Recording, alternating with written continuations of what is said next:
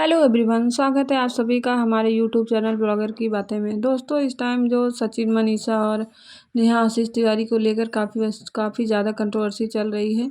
तो इसमें सचिन काफ़ी टाइम से पता नहीं कहाँ गायब हो गए थे और वो वापस अपने घर को आ गए हैं, फ्लाइट से फिर ट्रेन से। अब वो अपने घर को पहुंच गए हैं और सब लोग ऐसे गले मिल के रो रहे हैं जैसे लगता है कि बेचारे को किसी ने किडनैप कर लिया था।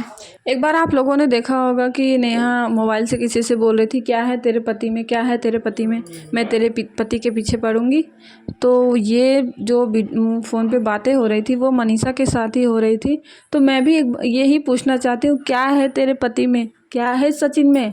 मुझे एक बात याद आ रही है कि क्या है सचिन में, लप्पू सा सचिन है, झिंगुर सा सचिन है, क्या है सचिन में, क्या है सचिन में। तो दोस्तों, आप लोग भी कमेंट करके बताना ये लप्पू सा सचिन कैसा आप लोग को लगता है। मुझे तो भैया एकदम लप्पू झप्पू सा ही, इसका चेहरा देखो अजीब सा है, मतलब अजीब ही दिखता है। जैसे लगता है सोचने समझने की इसकी क्षमता ही खत्म हो गई, एकदम सेंसलेस हो गया है बेचारा, किस्मत का मारा। ओवर स्मार्ट बनते बनते ना इसकी अब सारी स्मार्टनेस गायब हो गई है।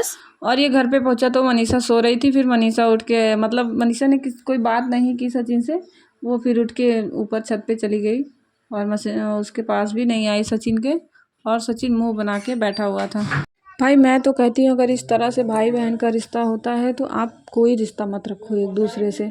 यहाँ सगे भाई बहन एक दूसरे के नहीं होते हैं, तो इतने दूर के रिश्ते में भाई बहन बोल के, और लास्ट में ये जो नतीजा निकल के आया है ये बहुत ही ज़्यादा शर्मनाक हुआ। बहुत, मतलब सोच के एक दूसरे को शर्म आने लगी। और अब उनकी सारी वीडियो अगर पुरानी देखो तो लगता है कि क्या ही चल रहा था भाई बहन के नाम पे। और कुछ टाइम से ऐसे, मतलब सारे यूट्यूबरों का लग रहा था कि जैसे घी चुपड़ी रोटी हो गई है, सब लोग एक ही में चिपक गए हैं। किसी के यहाँ कुछ हो तो सब दौड़ के पहुँच जाते, किसी के यहाँ कुछ हो तो दौड़ के पहुँच जाते। और ये नेहा दीदी तो सारे जगत की ही दीदी बन गई, जगत दीदी इनका नाम दे दिया जाए तो कोई अतिशयोक्ति नहीं होगी।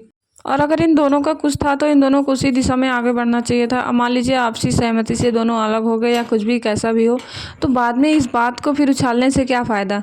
अभी ये बोल रहे हैं कि मैं अपने एक एक आंसुओं का बदला लूँगा, तो भाई तुम किस आंसुओं का बदला लोगे, तुम भी तो उसमें शामिल हो।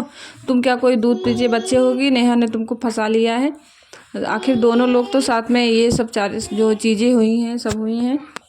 और इन लोग के कर्म कांड देख के लगता है कि इन लोग की शायद कोई इज्जत ही नहीं है जो ऐसा कर रहे हैं ये लोग।